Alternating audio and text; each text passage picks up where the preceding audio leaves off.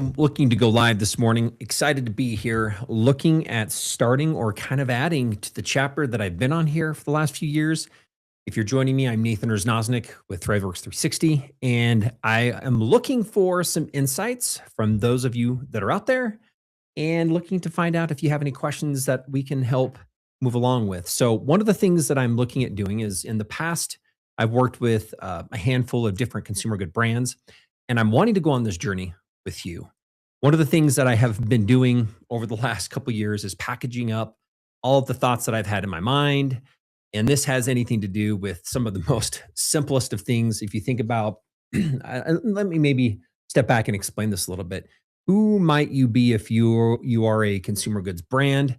That is not e-commerce.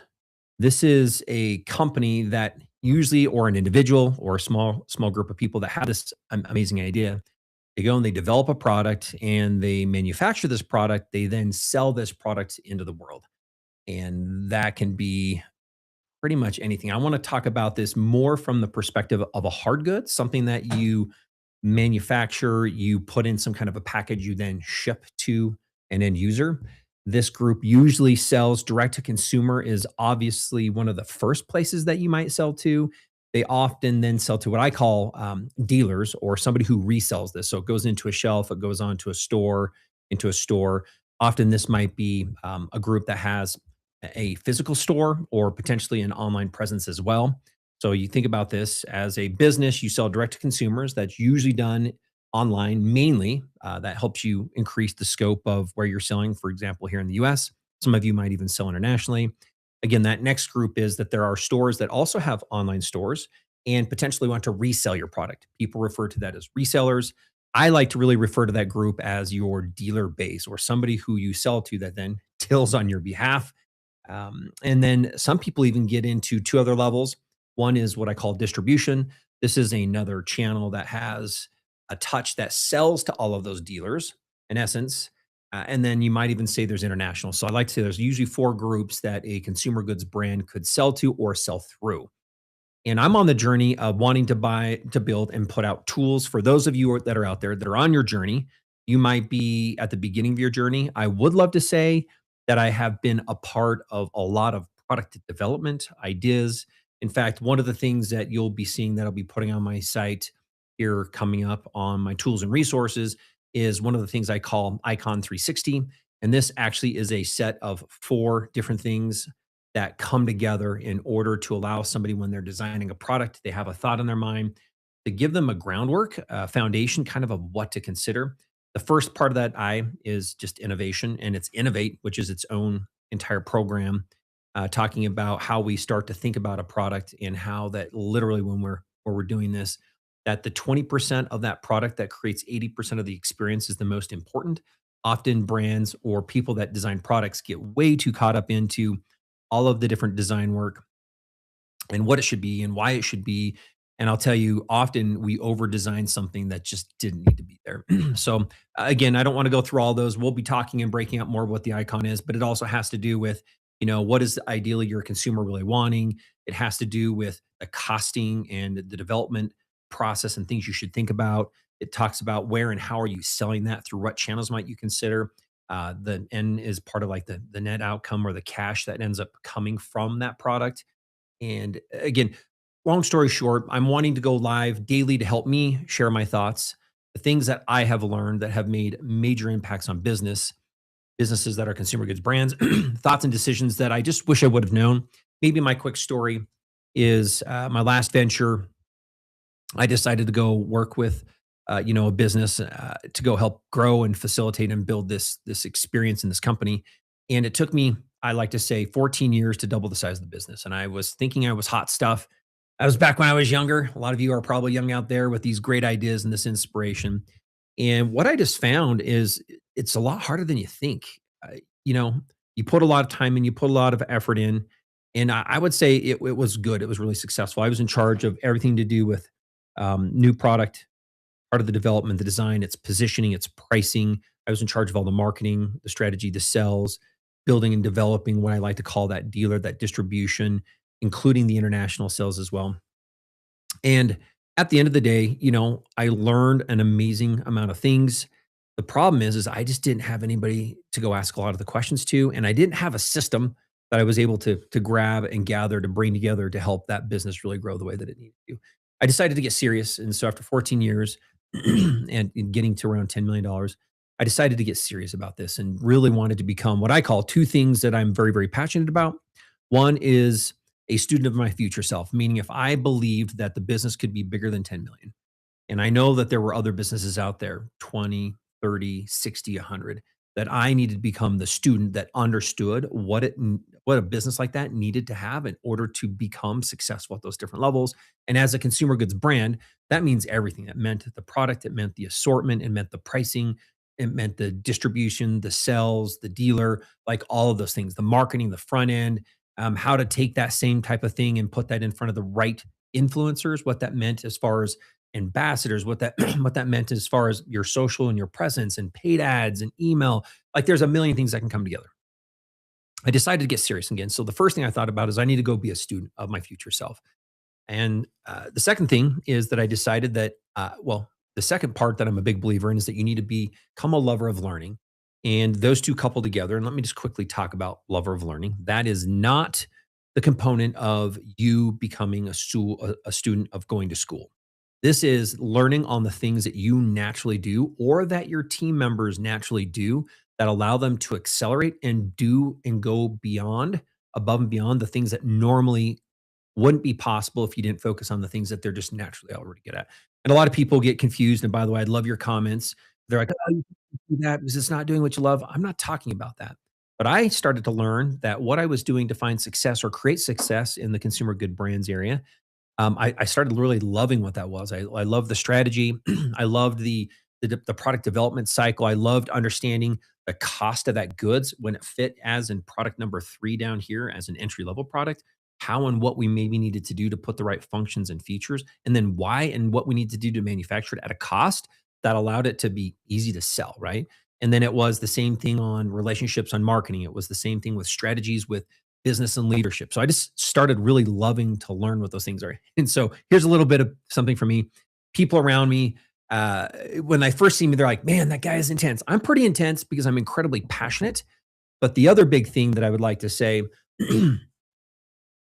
is that when you get to know me, people say, he's a little bit weird. He's a little bit out there. So hopefully you can see that. In fact, my team always says, why don't we just let them see the other side of Nathan? So again, coming back to becoming, a lover of learning, what you start to find out is that if you're going to be a student of where you believe you're going to be, what you need to do in order to facilitate a business that is possible to unlock the millions of dollars of variations from where you are today, where you're going to go, you need to then decide how can you love to learn what it is that's unique about you, unique about your team leaders, and your team members. And again, maybe I'll come back and say this kind of falls a little bit more into the leadership component, the personal development side. But when those two things come together, what I found out is that I was able to take it, I saw all these businesses around me and they just looked like it was easy. I'm like, why do I feel like this is just so hard? And even to this day, I still feel like I'm an overcomplicated guy. Um, people are just like, what was that again? I need interpreters, people say around me. And then they say the exact same thing that I just said. I said, I swear I just said that exact same thing. Why did they not understand that? So I'm doing better at that. But coming back to this is I decided again to become a student of my future self and become a lover of learning. And that allowed me to then take and triple that business from 10 to just under 30 in 3 years with the insights and the learnings that I had. My goal is to continue to package that for everybody who's out here. In that process, I've now done this again with a few other consumer good brands. And it's everything and anything from product alignment, pricing, positioning, to everything that has to do with if you think about if you're direct to consumers, often that means it's your shop, whether it's your Shopify or any kind of a place that you're now digitally online selling it. It's what that means as far as what happens inside that system from a communication perspective. There's things that have to do with like flows and things that are automated that when somebody shows up on a site, literally 30 to 40% of your entire shop's business can be done online through a set of emails and automation series. I would have told you that I thought that I understood those, but until I really got into it, there are just a few simple things that make that incredibly powerful. And so, again, there's a lot of these different steps that come along that I find when I meet with businesses. Do a few things. First and foremost is I believe that most businesses that are consumer goods brands, and you'll know this, by the way, is that there's this big struggle and this big pull between the goods that we have to buy and hold on inventory to sell, and then the whole process of selling them. So at the end of the day, they're cash hungry, right? They take a lot of money. And depending on the size of your business, again, the smaller businesses, if you think about this, somewhere between 500 and probably even $3 million, you're at this process where the order size that you're doing or the manufacturing batches you're doing aren't quite in alignment with what you need to do. Meaning, I would rather be able to buy and order 3 to 5 times a year or 6 times a year at smaller batches so that my cash is faster and turns over. But you can't if you're manufacturing something overseas or if you're manufacturing for something locally. They're like, we need to sell you. In essence, it's almost 6 months. It's maybe a year of goods because we don't want to set up our tooling or put something into action unless it's this minimum. So there's this big challenge between how much cash do you have to output? What does that mean with products sitting on the shelf? And then what are your strategies in order to move through that? Or how fast can you turn those goods? And then there's all the other challenges that come along, unexpected blips where you have a bigger sell that sells way more units. You tend to find a set of group of people that when it falls into them, they love this and they share it quicker than you thought. There's one where the inventory might feel dead. That might be a place of positioning. So there's a lot of other things. It has to do with products and pricing and positioning. You can think about bundling. You can think about upsells, a lot of goals. My challenge and what I'm looking to do is to find out from you as a consumer goods brand, what would you say are your biggest challenges? What are your biggest desires and dreams? And I'm going to talk about this. I think there's a blanket set, meaning as an owner, if you were the idea creator yourself, you came into this because you had this amazing idea. Most likely you've developed this, you built this into a business, and things work well because naturally out of the gate, you find some excitement. Part of it's mainly driven from you. But at the end of the day, the business grows, you get 1, 2 employees. And what we find is that there's these ceilings and we bump. I don't want to talk about this. A lot of businesses that work with business growth and skilling, which ends up being part of this, but they look at cycles in business, which we talk about. But I am more in alignment with where and what is your business already doing? Because what we have found is that when I work with a business, often there is just an amazing amount of tapped revenue that actually sits inside of all of the business that you've already had. That comes from the position of how you're currently selling. That comes from the position of how it's positioned online, those workflows, the campaigns that you're doing. There are a lot of things with how that gets bundled with other products and services. There's a lot of things that exist within a business with the same ad spend, with the same team members, with the same systems that just usually haven't been built in the way that allows the cash to flow through that so that you end up in a spot where you end up with a more profitable business. And what I like to say is I don't want to talk, I use the word profit myself because on the back end, the profit's what you keep.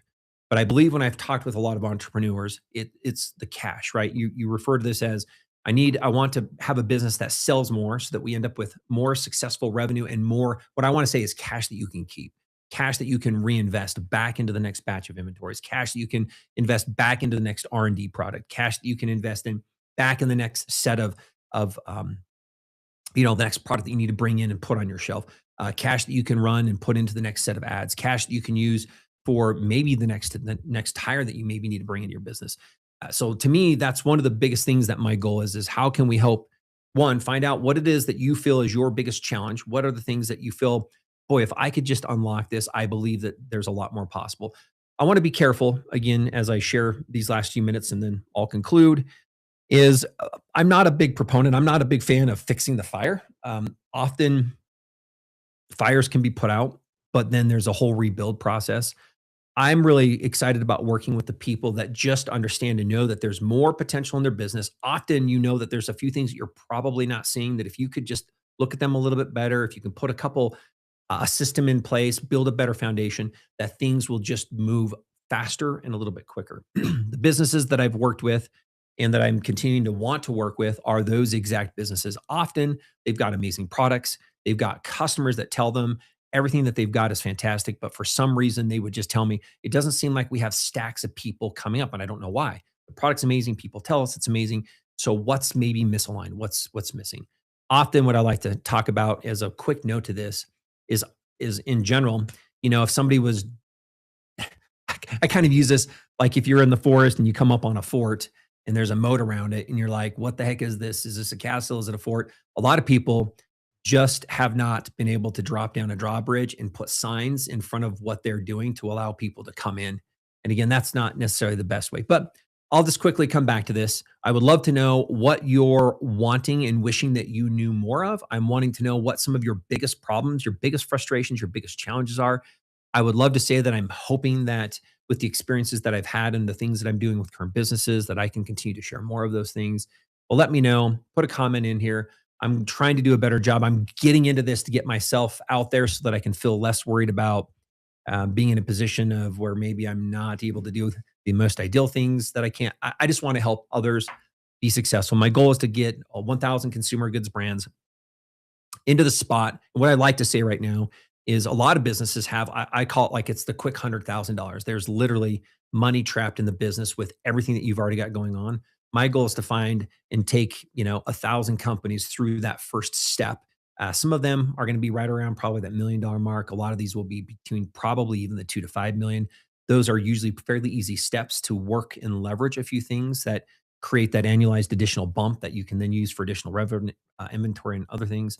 But let me know. I'm working on a couple programs. I'm taking what I've now done with these last few businesses, the playbooks that I put in place, the systems that I put in place, and I'm wrapping and bundling those up into a set of systems and trainings and educational pieces. Let me know if that's something that might be of interest. Let me know the topics that you're thinking that you're wanting to know. I'll end up going probably a lot deeper than I probably should on several of these topics. And again, if you want to look at the website at thriveworks360.com, you're going to see I have a free tools resource. There's a couple calculators, a way to help look at, products and positioning, and a few other things as well that I'll continue to add to that. Others that have to do with the effectiveness, for example, of some of your marketing and your sales tactics and your techniques as well. But with that, I'll come back and look at doing more of these lives and then putting more of this education together. But again, I'm looking to find out from you as a consumer goods brand company, as a founder, as somebody maybe potentially on the executive team, what that is that you're hoping to get some assistance with so that I can put more of those key things together. Thanks for joining me, and I look forward to sharing more of this information to come.